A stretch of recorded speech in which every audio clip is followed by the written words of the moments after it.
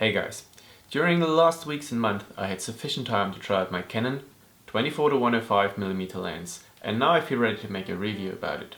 First of all, as you can see from the red ring, this is an L lens, which means better materials and better image quality. This lens feels nice when you hold it, it is comparably sturdy and the material doesn't feel cheap. When purchasing this lens you will moreover get this lens cap and this bag for protection. You will find two buttons at the side of the lens. You can either turn on or turn off the image stabilizer, although I don't see any reason to turn it off really. And you can decide between autofocus and manual focus. The autofocus is fast and efficient, just what you would expect of an ultrasonic motor, and it is not too loud either. The manual focus ring is smooth and allows you to put the focus exactly where you would like it to be. Furthermore, you have got a small window that shows you the distance to your object.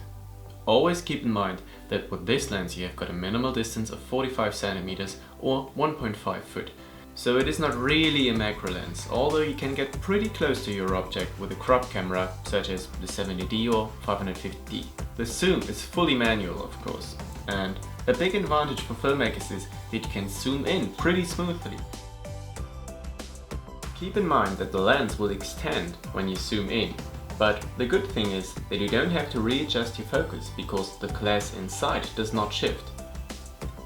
Of course the lens isn't a lightweight with about 600 grams, but it's still easy to carry around. So what is this lens good for? In my opinion, it's a splendid every-purpose lens. It pretty much helps you in every situation. It's an all-rounder. You can use it for photography and for videos. Especially the image stabilizer intrigued me, and I can happily report that it works just fine. If you're doing a city trip and don't have the time to always get out your tripod, the stabilizer is the perfect choice. You won't have flawlessly still shots, but this will add character to your footage. If you're traveling, this lens will be a good companion because it is so versatile. You can get both the close shots and the objects moving in the distance without having to change your lens, which will otherwise cost you a lot of time and thus you might lose the shot. It is nice to have a lens that basically covers all possible situations. Typically for an L lens, the depth of field is superb. With the right settings, you will have absolutely sharp objects in the foreground and a nicely blurred background.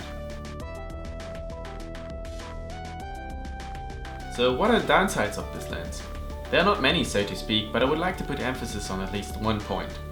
If you're using a shotgun microphone as I'm doing right now, it might happen that the microphone picks up the sound the lens emits, which is a small cracking noise.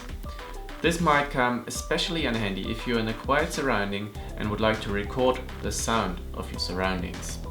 So at first I thought my lens was broken, but then I got my hands on another 24-105mm lens and it did exactly the same thing. So somehow this lens creates a little bit of noise, which I don't really like, but you can live with it if you don't use a shotgun microphone all of the time. Also keep in mind that this lens aperture goes only down to f.4, which means that you have to turn up the ISO for low light shots, during nighttime for example. So for taking videos I always had to use ISO 3000 or upwards.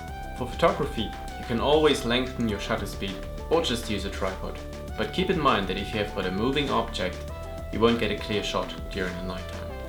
All in all, I am more than satisfied with this lens. It was a very good companion while traveling during the last weeks, as the following footage shows.